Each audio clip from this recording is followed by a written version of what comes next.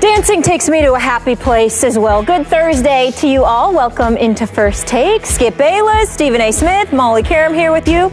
Gentlemen, good morning. Last second preparations. Yeah. How y'all doing? How are you? Both of you. Good. So that means good morning. It's going to be intense today. That's what you're telling me? Yep. All right. Let's get right into it then. Cam is leading his squad to an undefeated season, but that's not the only thing that makes him happy. Dancing does. Stephen A., what is your reaction to Cam's comments? Well, I have no problem with his electing to enjoy himself. I think that we have to understand something. Everybody has their own individual source of motivation.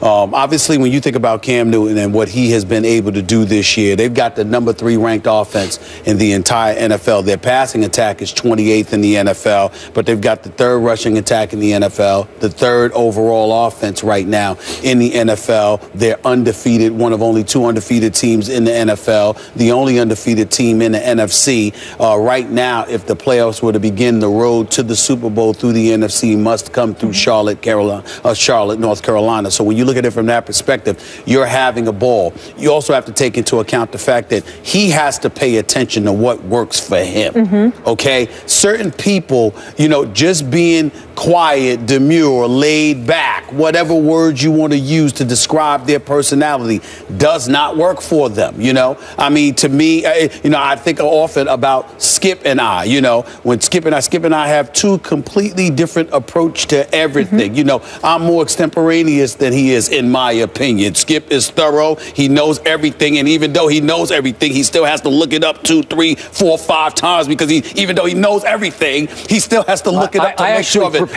Well, you call it preparation, but there's no way we could sit here doing what we do if your brother wasn't prepared. That is true. The fact of the matter is that we have different ways of going about doing what we do.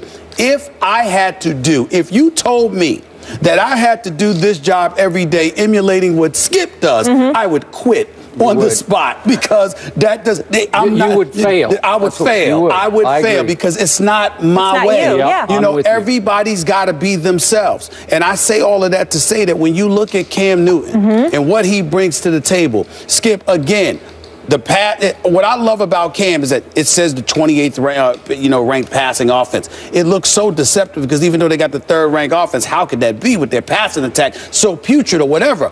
Cam Newton shows up when it's time. The bigger the moment gets, the more he shines. Suddenly at crunch time, the passes are more accurate. The running plays are more spectacular. He finds a way to get the job done. And if celebrating is a component to all of that, a source of whether it's be motivation or a reason to exhale or whatever the case may be, I have no problem with it. I think that a lot of people who are making noise about it are making noise because they don't like the fact that he is the guy that is doing this. Why they feel that way is open to speculation. Well, we need to speculate on that. You know what I'm saying? Yes, we will. But I do believe that you have a lot of people that have a problem with him. Do I think, listen, I can only go by what I could tell. I have a radio show every day where I'm communicating with folks. I'm here on national television. There's social media to take into consideration. There's me being at arenas, walking the streets. I can only go by my experience. I can tell you, far be it for me to offend anybody. I have not run into a brother that has a problem with Cam Newton. It's usually somebody else that has a problem with Cam Newton. It's not black people. We look at him and we say, we don't know what y'all are talking about. What is the problem? We really don't see it. Now, I can't speak for all black folk, but most black folk I know who love football, obviously, have absolutely no problem whatsoever with Cam Newton. But the people who are complaining, they might be a bit different. And by the way, there's a lot of white folks out there that don't have a problem with Cam Newton. Of a younger generation, older generation, who happen to be of a different ethnicity, they might have a problem with this. And that's their right. And that's their right. But it is what it is. Those are all very valid points and insightful points. And I appreciate you saying all that you just said. Now, I'm going to come from my perspective. I have to remind you, I'm a Cam fan. I was completely on board with Carolina taking him #1 overall in that draft. He has struggled. He has broken through this year, breakout year, fabulous year. Not the greatest QBR, but when it's time to make a play, Cam Newton has made a play at Seattle. Consistently. Consistently made the play to win the game because they've won all their games. Yeah. So when we first discussed this on Monday, you suggested between the lines that I just didn't get it because I'm not black. Like, I'm coming from a different cultural perspective, and so I'm just not going to see it, feel it, understand it the way you do. Is that fair? Yeah, Is that okay? That's fair. That's fair. And, you know, that may be the case. But that's not a negative. Okay, I get it. Right. But I am speaking strictly and obviously as a white guy right now. Yep. This is the way I viewed this. Upon first thought, when I first saw it happen, for me, it's not a white thing. It's not a black thing. It's a quarterback thing. Now, I'm coming from my old school, long time covering the NFL perspective. Got it. But this is a leader of the franchise thing. This is a breakout potential superstar quarterback thing that I'm talking about here. I've said many times on this show, I don't have any problem with the Superman. It's quick and it's very effective because it drives home the point to the opposition. You just Superman them. You just dived right over the line of scrimmage, and they could not stop you oftentimes when he scores from the 2-yard line by extending over the goal line. Right.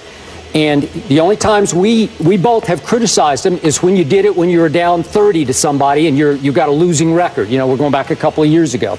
Okay? But usually I'm fine with that. To me, this came across as an extended, choreographed look at me. And I don't love it for the quarterback. I'm good with the receiver doing it. I'm good with the running back doing it. This is the leader of the franchise. I don't care what color he is. If the white guy did it, I'd be the first to stand up and say, what are you doing? Because this was all about Cam Newton. All of his quotes defending himself were I, me kind of quotes. It took me to a happy place. So he was not able to share the celebration with any teammates. And if you see, they're all coming behind him to high five, hug, you know, face bump, whatever they're going to do. And he's leaving them all hanging because it's just going on and on and on because he had thought through this, and he's going to do a dance that's popular in Atlanta now. And a lot of people are going to love this. And I do not doubt the entertainment value of this for people of all colors because it's very entertaining because he's good at it. He was great at the dance. But it goes on and on and on, and he left his teammates hanging. So my point is, football is a team game. How many times have I told you this? It is the ultimate unity game, far more than baseball or basketball or hockey or any other sport you want to talk about, soccer. Football is all about unity. The key to a championship run is the unity of a football team, and it starts with the quarterback. So in this case, when you go on and on and on and exclude your teammates with an I, me celebration as the quarterback, you're let me finish. Just let me finish, okay? If you want to talk, I'll stop. No, okay? Skip, I was just trying to tell you, just in case, you know, I was just letting you know that I was going to. Okay, I know you're going to go, but remember, you are threatening your team unity when because this is not done by any quarterback of any color. This is not done. We haven't seen this before. This kind of a lengthy, post-touchdown celebration. Maybe he is shattering the mold. Maybe I'll sit back at one point and say that brought his team together because they fed off this. They loved it. Maybe that's the case. That has not been the case before in this league. So I'm going to bank on history here and say I think you're threatening your team unity. And we have talked about Cam on the sidelines with the towel over his head where he makes it a me and they kind of a thing. When things are going wrong, he doesn't want to be part of the group. Now things are going right, and apparently in this case, it comes across to me as a white guy as you don't want to be part of that group for that moment. Go ahead. I don't think you should compare yourself to the typical white guy in the eyes of black folks in terms of how you think. When you sit up there and you say what you say, me knowing Skip Bayless the way that I do, I know you feel that way. But if I did not know you, and I had to lean on things from an historical perspective as a black man. Yep, I got it. I would not absorb it and embrace it the way that you just broke it down. Here is how I would look at it. I am Cam Newton. I am a star in this league. By the way, like you said, Georgia is popular in Atlanta. Where did Cam Newton go to high school? Westlake High School in Atlanta, Georgia. I got it. Okay, I got it. Same high school as Pac-Man Jones. All right. So you take that into consideration. He started Auburn, obviously, but ultimately, what this comes down to is that it's a dance. It's popular. He knows how to do it quite well, obviously, and he's celebrating it. So what happens is that when you see people standing up in an uproar about it, you can't convince. I'm not talking about you as in Skip Bayless. I'm talking about somebody who happens to not be black. You can't convince black folk that you're complaining about Cam Newton because that particular celebration and it took too long and his teammates were looking to celebrate with him and he left them hanging because he was too busy celebrating. I promise you, most of them enjoyed it. I know I enjoyed watching it. I thought he did it pretty damn good, to be quite honest with you. I hear you. But here's where it speaks to a bigger issue, and for the sake of our audience, I had no clue we were going to go here, but I'll take it there. All right. Here's the deal. This complaint about Cam Newton, the game was on Sunday. It is Thursday. But we're reacting to his reaction. Now, I know that, but I'm saying there are still people who are complaining about it, which is why he spoke on it, because there are still people, that's all I mean by that. There's still people who are complaining about it. To Cam Newton and to a vast majority of African Americans out here in this country, what we're seeing is, wait a minute. You want to tell him what to do. You want to tell him how to do it. You know, he's out there. He's balling. Now you want to tell him how he should celebrate, what you deem acceptable. Black folks tired of that. Black folks got their own style, their own flavor, their own flair. They do what they do. If maybe, just maybe, other quarterbacks didn't do what Cam Newton does because Cam Newton is the only one that could do it. Okay. It's just like when we might not have liked the fact that Terrell Owens, imitated Ray Lewis when he scored a touchdown against the Baltimore Ravens years ago in the end zone or whatever. But ain't nobody going to deny that was a memorable moment, and he did it pretty damn good.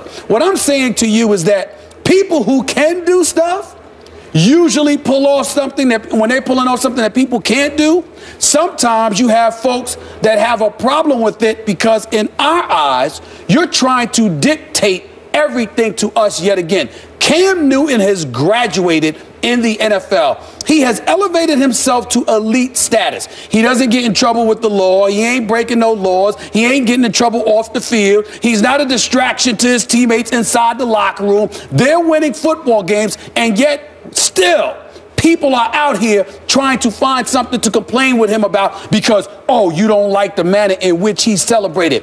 He's not going to sit up there and take a personal affront to it, visually the way some others do. But as we sit back, meaning black folks, watching what he has endured this week, it's really much ado about nothing other than envy and jealousy, because at the end of the day, the brother's winning, he's producing, he's not a distraction, he's not breaking any laws, he's not doing anything wrong. He is simply balling, and people from other communities who are complaining about him, all they're doing is sending a message to the black community, reminding us that there is a place, a particular box that you want us to stay in and act accordingly, that you want us to march to your tune.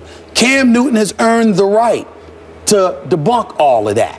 And I got no problems with it whatsoever. If the Tennessee Titans had a problem with it, they should have kept him out of the end zone. The Washington Redskins, he might do it again this week something else. What the Redskins, what you going to do about it? This ain't New Orleans you're going up against. This is the Carolina Panthers. They actually have a defense, okay? And a coordinator that actually kept his job. What you going to do about Cam? Do something about it or be quiet. Okay. By the way, for the record, I did hear Brian Dawkins, our analyst on this network, have some problem with the length of the celebration. He thought it was just a little much. Okay, Fair enough. Just Fair for enough. the record. Okay. Fair enough. All right. And then on a lighter note, a much lighter note. Okay. Jared Allen, Cam's teammate, did defend Cam by saying, this isn't Footloose, you are allowed to dance. Do you know Footloose? Is it before your time? Yes. Do you know Footloose? Yes. Okay, you got the 1984 and you got the 2011, and the theme is the parents are forbidding the kids to dance, and the kids are going to dance anyway, and they're white kids. That's right. And they can really, listen, it's shocking, but there are a few white kids who can actually dance. Yeah. Can you believe that? Right, right. I don't know how, they're just freaks, I guess, but they can dance. Listen, man, I grew up, one of my all-time favorite movies was Saturday Night Fever. You understand? I mean, I still love John. You could talk about John Travolta with Pulp Fiction and Swordfish and all of these other movies. I remember John Travolta and Danny Terrio from the 1970s. Both white, both could dance their butt off. So it ain't about stereotyping. It's just a generational thing. You have some people, of course there's going to be exceptions to every rule, but most of the people who are complaining about Cam Newton today, based on his celebration, I can assure you most of them ain't black folk. That I can tell you. All right. I have no issue with it. Cam, do you? Speaking of